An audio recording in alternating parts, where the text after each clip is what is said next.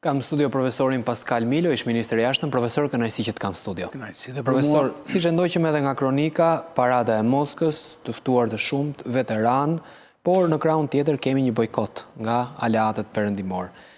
Çfarë përfaqëson sipas jush ky bojkot tërësor nga perëndimi në një ceremoni e cila feston fitoren e përbashkët të asaj që quhej bota e lirë?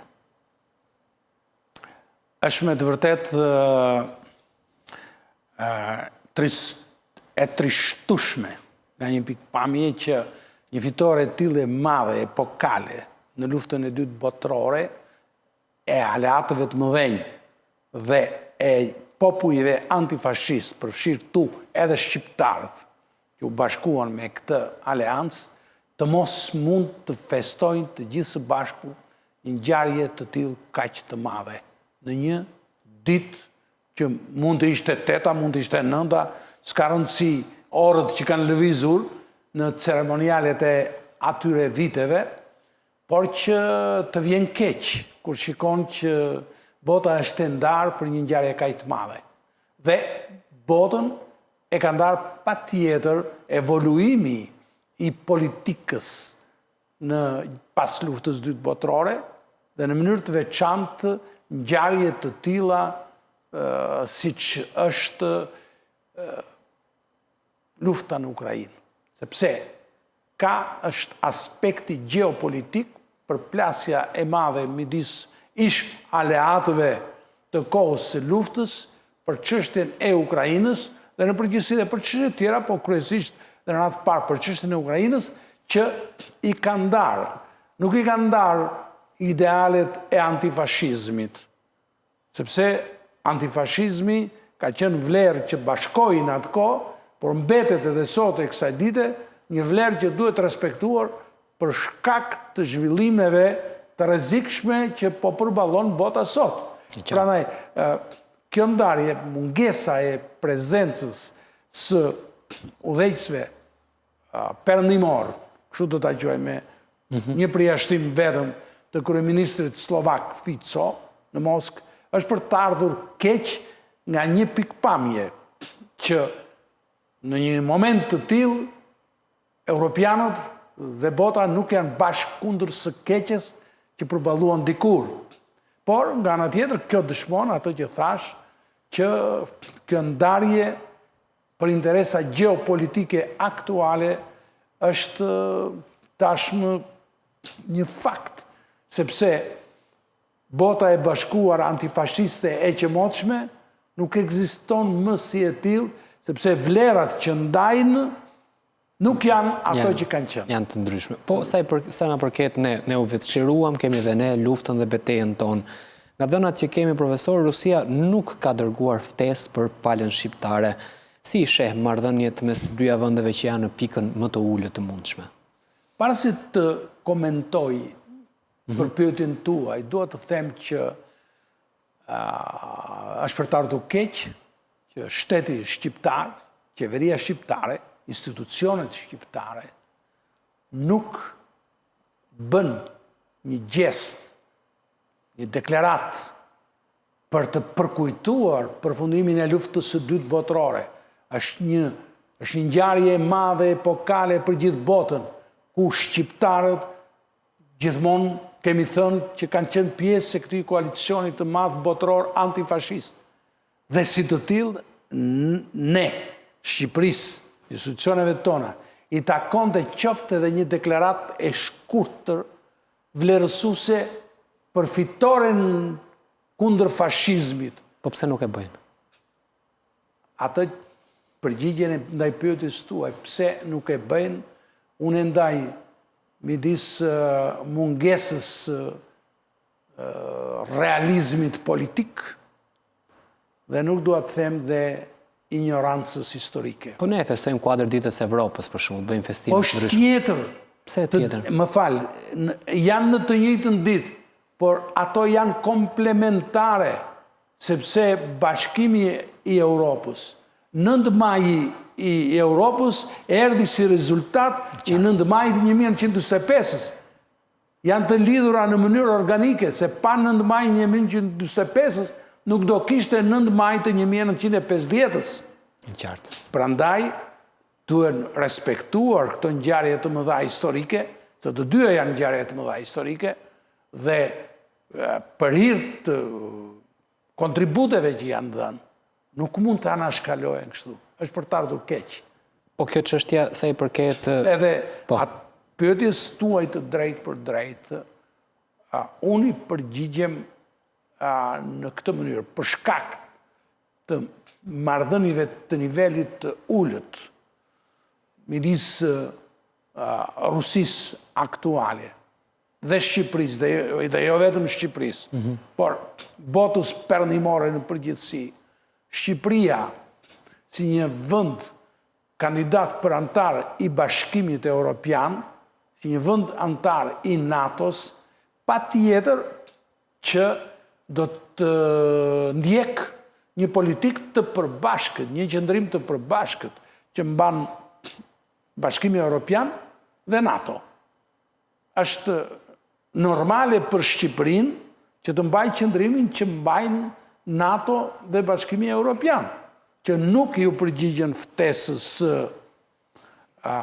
Putinit për të shkuar në kremtimin e përvjetorit të 80 të fitores kundër fashizmit, por nga ana tjetër Shqipëria duhet të bënte atë që thash, mund të mos çonte dhe nuk çoi, dhe patjetër u bashkua me Europën dhe me NATO-n që nuk çoi delegacion në Moskë, por duhet të bënte këtë tjetër që thash. Duhet ta përkujtonte vetë se ngjarja nuk është vetëm e Rusisë.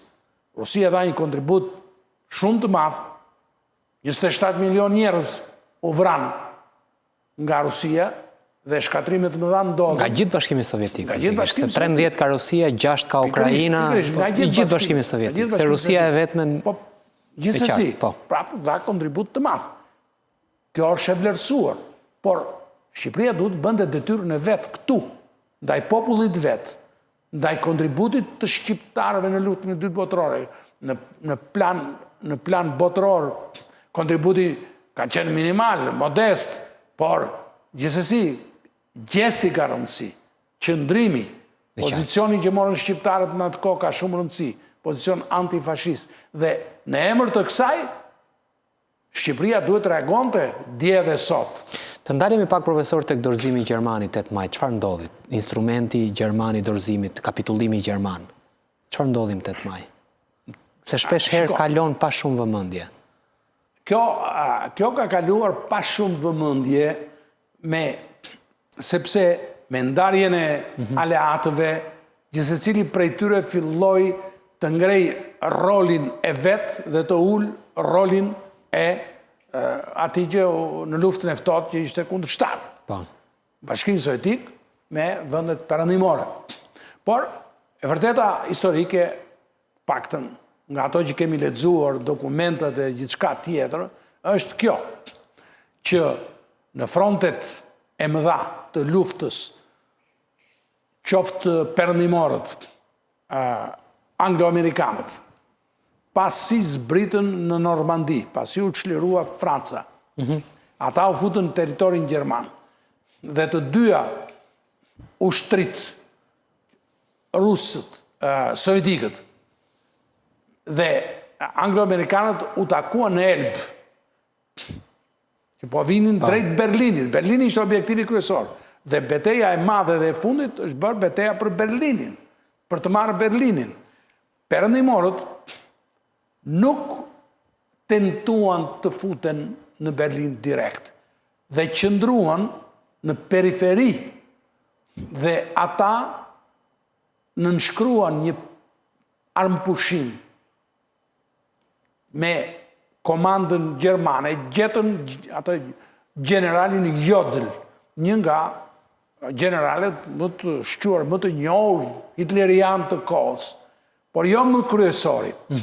Dhe bën në nënshkrimin e marrëveshjes së armpushimit të kapitullimit, ku mori pjesë dhe një general sovjetik si prezent.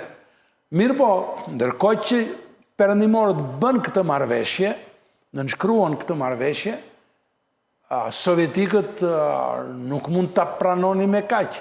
Sovjetikët donin që të bënin ata një marrëveshje, sepse ata shkuan dhe kapën Berlinin. Ata vendosën flamurin sovjetik në Reichstag. Dhe Stalini këmbënguli që duhet patjetër që të nënshkruhet një marrëveshje kapitulimi e plot dhe madje u bën propozime që të kishte nivel shumë të lartë në nënshkrimin e marrëveshjes. Dhe perëndimorët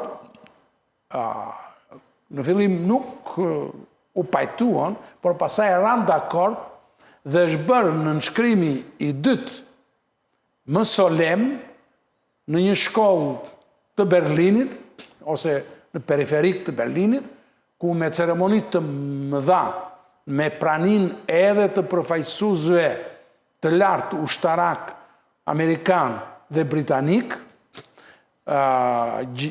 generali që ishte i mareshalli Zhukov, si kryekomandant i ushtrive sovjetike që bëri operacionin për çlirimin e Berlinit, organizuan aty në nënshkrimin zyrtar, do të thoshë përfundimtar për kapitulimin. Të kapitulimit, ku generalit gjerman me në krye Keitel, a ishte kryekomandant i ushtrisë në momentin e fundit, Keitel është ai që ka edhur firmën e fundit në nënshkrimin e aktit kapitulimit. Wehrmachti kapitulon, fillon loja gjeopolitike, bota ndahet në dy pjesë, sovjetikët dhe perëndimi apo amerikan, le t'i quajmë. Tani në këtë mes ne mbetëm tek Bashkimi Sovjetik. Ka një debat që autorë të ndryshëm e risjellin shpeshherë. Ishte fuqi imperiale Bashkimi Sovjetik apo ishim thjesht protektorat? Kush ishte? Pra Bashkimi Sovjetik ishte fuqi imperiale dhe këto vende që kishte nën tutel ishin si të ngjashëm me kolonit apo ishin thjesht protektorate. Pra është një debat që zhvillohet sot e kësaj dite dhe ka studime të shumta ku autorët ndahen me njëri tjetrin. Si e sheh sot profesor? Patjetër që në radhë parë duhet të kuptojmë që fuqit e mëdha perëndimore dhe Bashkimi Sovjetik u bashkuan kundër një armiku të përbashkët. E qartë. Siç ishte Gjermania naziste dhe Boshti fashist. Por ata i ndanin shumë gjëra. Se njëri ishte vend komunist, tjerët ishin vend demokratike, dhe i ndante një lum i madh midis tyre dhe që filloi të vërë në duke me njerë pas përfundimit të luftës, u mbyll kapitulli i luftës, dhe kur filluan pas lufta, dolën në plan të parë, dolën interesa që nuk i bashkonin më, po që i ndanin, sepse ishin dy botë të kundërta, nga pikpamja social, ekonomike, politike, tjera që i di mirë. Kështu filloi lufta e ftohtë. Lufta e ftohtë, zanafillën e kanë pikërisht në këto qëndrimet e para, 1946 dhe 1990, në 89, që është periudha e luftës së ftohtë. Dhe këtu interesat e tyre filluan të ndahen dhe të konfrontohen, sepse kishin qëllime të ndryshme. Dhe prandaj, Bashkimi Sovjetik, patjetër që ndërtoi botën e tij komuniste, europiane, lindore, qendrore, por edhe botërore, duke grumbulluar ose duke e mbajtur këto vende në një kontroll të rrept politik edhe ushtarak dhe ekonomik. Dhe ky kontroll i gjithanshëm i tyre është interpretuar në mënyra nga më të ndryshme. Formalisht këto vende kishin pavarësi, kishin institucione, por shkalla e pavarësisë së këtyre vendeve ishte në mos fiktive, paktën ishte nën kontroll dhe vazhdimisht Rusia diktonte, Bashkimi Sovjetik diktonte rrugët e zhvillimit të tyre gjithmonë në përputhje me interesat sovjetike. Dhe ajo krijoi, mund të themi në kuptimin figurativ, krijoi një perandori sovjetike. Sepse ushtri, jo vetëm në Europë, por përfshiu në një farë edhe Kina, pavarësisht se ishte vend i madh. Në fundit ishte pjesë e botës socialiste të kohës. Edhe Kuba, më dje, pas vitit 1959, u bë pjesë e kësaj perandorie, pavarësisht se pati specifikën e vetë dhe solli ato probleme në marrëdhëniet me Shtetet e Bashkuara të Amerikës.